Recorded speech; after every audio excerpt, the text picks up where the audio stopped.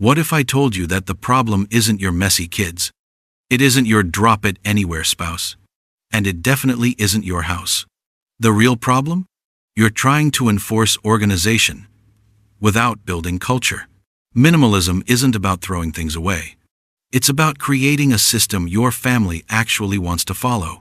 And today, I'm going to show you how to build a peaceful, clutter-free home without nagging, yelling, or becoming the house dictator. Welcome to the Zen Family Blueprint. If you've ever cleaned the living room, only to walk back in 20 minutes later and wonder if a tornado passed through, you're not alone. Minimalism sounds beautiful on YouTube and Pinterest. But real life? Real life has kids. Real life has tired spouses. Real life has backpacks, shoes, chargers, random receipts, and that one chair that somehow holds half the wardrobe. So, how do you build minimalist habits in a house where not everyone cares about minimalism? That's exactly what we're breaking down today, step by step. This is not about perfection. It's about systems. It's about psychology. And it's about building a home that feels calm instead of chaotic. Let's begin. Part 1. Shift from cleaning to culture building. Here's where most families go wrong. They treat clutter like a behavior problem. But clutter is rarely about laziness. It's about identity. When you say, "Don't leave that there. Go clean your room. Why is this here again?" You're addressing a single action. But when you say, "In this family, we reset spaces after we use them," you're addressing who you are. And identity is powerful. Human beings defend identity. They resist control, but they protect belonging. Think about environments where order is simply assumed.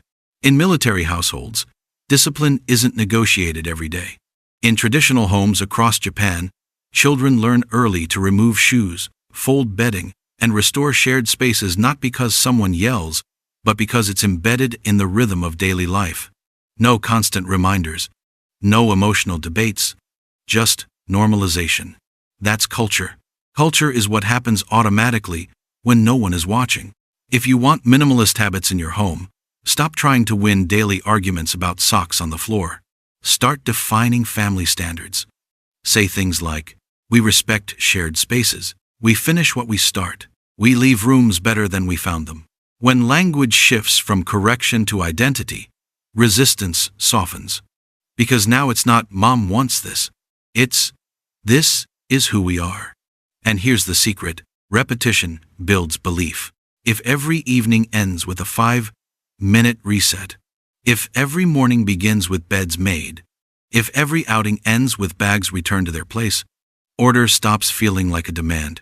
It becomes the default. You're not raising children who clean. You're raising humans who restore.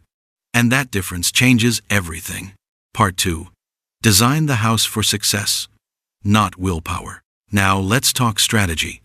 Because culture without systems creates frustration. Here's the hard truth. Willpower is unreliable. Environment is powerful. If your home requires constant reminders, it's not a discipline problem. It's a design problem. Look at where clutter collects. That's data. Shoes pile up by the door? That's not disrespect, that's flow. Backpacks land on the dining table? That's convenience. Humans follow the path of least resistance, and companies like IKEA understand this deeply. Their layouts aren't random. They're built around natural movement patterns, how people enter, sit, store, and reach. You should design your home the same way. Instead of saying, "Stop putting shoes there," place a beautiful open basket exactly where the shoes already land. Instead of yelling about backpacks on chairs, install hooks at child height near the entrance. Instead of fighting cluttered countertops, create a clearly defined drop zone tray. Minimalism is not about having less furniture. It's about strategic placement. A system works when it's easier to follow than to ignore. If putting the item away takes 3 steps, people won't do it. If it takes 1 step, they will. That's frictionless design. And when systems are frictionless, habits don't feel forced. They feel natural. You're not demanding better behavior. You're engineering it. Part 3. Teach the one-touch rule. Now we introduce a rule that quietly transforms homes. The one-touch rule. If you touch it, complete the action. Not later, not after scrolling, not in a minute. Immediately. Shoes, into the basket. Mail, sorted trash or file. Laundry, directly into the hamper. Clutter isn't born from big messes. It's born from delayed decisions. Every "I'll deal with it later" becomes a pile. And piles multiply. The one-touch rule eliminates decision debt. Because every delayed decision costs mental energy. When you teach this rule, do it gently. Don't weaponize it. Model it. When you walk in the house, say out loud, "I'm putting my keys back so I can find them tomorrow." Narrate the behavior. Children internalize what they observe, far more than what they're instructed to do. If they see you drop your jacket on a chair while telling them to hang theirs up, the message collapses. Consistency builds credibility. And credibility builds imitation. Minimalism spreads quietly. Not through lectures but through example. Part 4. Make decluttering a family ritual. If minimalism feels like punishment, it will fail. If it feels like rhythm, it will last. That's why you need ritual. Once a month, not daily, not obsessively, schedule a 20-minute family reset. Set a timer. Play music. Assign one small zone per person. No shaming. No, "How did this get so messy?" No emotional autopsy. Just reset. Ritual changes emotional association. Instead of cleaning being reactive, something you do when you're angry, it becomes proactive, calm, predictable, normal. Over time, something powerful happens. Your family stops seeing decluttering as something they're forced to do. They begin seeing themselves as maintainers, people who take care of their environment. And identity, once formed, becomes self-sustaining. You won't have to micromanage forever, because rhythm builds responsibility, and responsibility builds pride. Eventually, you'll notice something subtle. A child straightening a pillow without being told. A spouse clearing a counter automatically. Not because you asked, but because the culture has shifted. And that's the real Zen blueprint. Not a perfectly spotless house, but a home where calm is protected together. Part 5. Simplify ownership for kids. Here's something most parents misunderstand. Kids are not naturally messy. They are naturally overwhelmed. Walk into most children's rooms, and you'll see the real problem, not disobedience, but excess. Too many toys. Too many stuffed animals. Too many half-used coloring books. Too many tiny pieces with nowhere clear to go. And here's what psychology tells us. When options increase, decision quality decreases. Behavioral studies, including the famous JAM experiment conducted by Sheena Iyengar, showed that people are more likely to make a choice when presented with fewer options. Too many choices create paralysis. Now imagine a child, a developing brain, limited executive functioning, still learning categorization and responsibility. And we hand them 60 toys and say, "Clean up." Clean up what? Where does it go? What stays out? What matters most? It's not rebellion. It's cognitive overload. Minimalism for children isn't about taking things away. It's about creating clarity. Instead of displaying everything, rotate toys. Store 60% out of sight. Bring them back every few weeks. Suddenly, old toys feel new again. Attention deepens. Cleanup becomes manageable. Fewer items on the floor equals fewer decisions to make. Now let's talk clothing. When a closet is packed with options, mornings become negotiations. Try limiting visible daily options. 5 tops, 3 bottoms, 2 pairs of shoes. Not as punishment, as structure. When kids can see all their choices at once without digging, they choose faster and put things back easier. And then there's storage. Clear bins. Picture labels for younger children. Simple words for older ones. If they have to ask, "Where does this go?" the system is too complex. Visibility creates responsibility. When children clearly see where something belongs, they are dramatically more likely to return it. Clarity reduces chaos.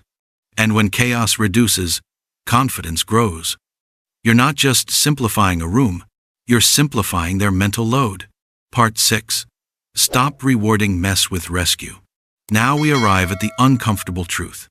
If you constantly rescue your family from their mess, you are unintentionally rewarding it. Every time you silently pick up the shoes, every time you plug in someone else's dead device, every time you organize a drawer no one else maintains, you're teaching this. Someone else will handle it. Minimalism cannot grow in an environment where responsibility is outsourced. This doesn't mean you become harsh. It means you become consistent. Let natural consequences speak. If a charger wasn't returned to its place and now it's missing, the inconvenience becomes the lesson. If a favorite shirt wasn't placed in the laundry basket and it's not clean, that's not punishment. That's cause and effect. Calmly say, next time, remember the one-touch rule. No sarcasm. No emotional tone, just consistency. Because anger creates defensiveness. Consistency creates learning. Responsibility is built through ownership. And ownership grows when people experience the results of their choices. Minimalism matures when accountability matures. You don't need to raise your voice. You need to lower your intervention. Part 7. Build a shared vision. Minimalism fails when it feels like one person's obsession. It succeeds when it feels like a shared benefit. If you sell less stuff, you'll get resistance. If you sell peace, you'll get buy-in. Humans don't commit to restriction. They commit to meaning. So paint the picture. Gather your family and ask, would you rather spend Saturday deep cleaning or going out together? Would you rather argue about missing things or relax in a calm living room? Would you rather rush every morning or move through it smoothly? Shift the conversation from objects to outcomes. Minimalism isn't about owning less. It's about experiencing more. More time. More ease, more connection. When your family understands that the goal isn't an Instagram-worthy house but emotional peace, resistance softens. Because now, it's not about control. It's about quality of life. And when people emotionally connect to a vision, behavior begins aligning naturally. Minimalism becomes a tool, not a rule. Part 8. The 3 core Zen family principles.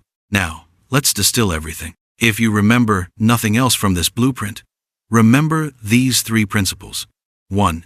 Design beats discipline. If your system relies on constant reminders, it will collapse. Design your home so the right action is the easy action. Environment shapes behavior more than lectures ever will. 2. Modeling beats lecturing. Your family watches more than they listen. When they see you reset spaces consistently, when they hear you narrate your one-touch habits, when they observe calm instead of frustration, they internalize the standard. Influence is quiet, but powerful. 3. Culture beats control. You cannot micromanage forever, but you can build identity. When your family begins to say, we reset after ourselves, we respect shared spaces, we leave rooms better than we found them, minimalism stops being a daily argument. It becomes a shared expectation. And when systems feel natural, when habits are modeled consistently, when identity replaces instruction, minimalism stops feeling like effort. It becomes lifestyle, not a forced aesthetic, not a seasonal reset, but a rhythm of living. That is the Zen Family Blueprint. Not perfection, not rigidity, but intentional calm built together. A peaceful home is not built in a day. It's built in small resets, in quiet consistency, in systems that make calm easier than chaos.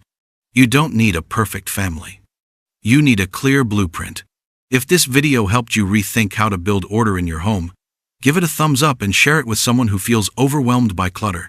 And if you want more practical, real-life strategies for organizing your home and simplifying your life, make sure you subscribe and turn on notifications. Because your home should feel like peace, not pressure. I'll see you in the next video.